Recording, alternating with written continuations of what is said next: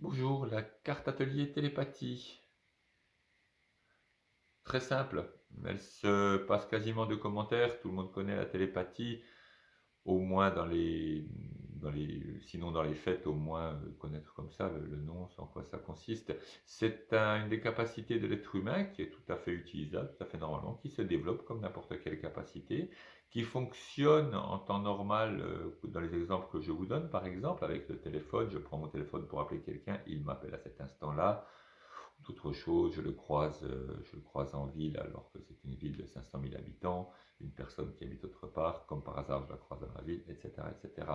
Donc beaucoup de capacités comme ça. La télépathie va nous permettre de communiquer avec d'autres, va nous permettre de ne mettre que ce que l'on veut rendre visible, va nous permettre aussi de ressentir l'autre personne, l'intuition plus facilement. Tout ça se relie, hein. On met des noms encore, mais tout ça c'est la même chose.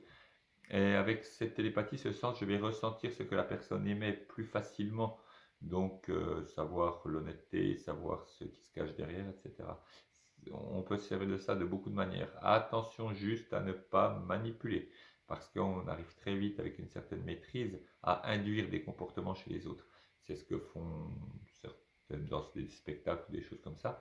Mais attention à la manipulation. La manipulation me permet d'obtenir quelque chose pour moi. Elle a un but. C'est là que ça devient dangereux. Donc vraiment dans un but de communication. Pour les ateliers, très facile, il y en a quelques-uns que je vous ai mis, vous les inventez facilement.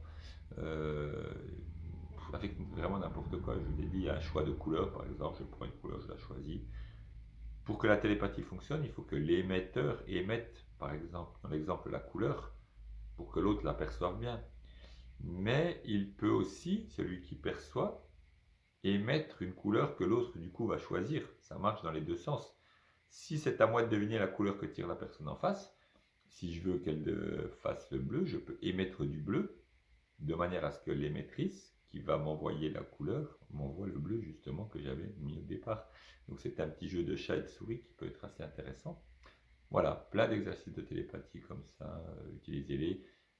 C'est important parce que tout ce que l'on émet, la personne le reçoit. Et comme la plupart du temps, ça n'est pas vraiment volontaire, on émet un peu n'importe quoi, on pense de la violence, des choses, n'importe quoi d'une autre personne, ben elle va le recevoir. Prenez-y vraiment garde à cela, c'est vraiment important. Tout ce que j'émets, la personne la reçoit. Donc on apprend à émettre les bonnes choses et à recevoir les bonnes choses de manière à ce que ce soit constructif. Bons ateliers à faire avec des enfants par exemple, ça fonctionne très bien avec les enfants, ils sont très très doués, comme d'habitude, plus que nous, ils ont été moins formatés. Donc beaux ateliers, et à plus tard, j'y pense, peut-être.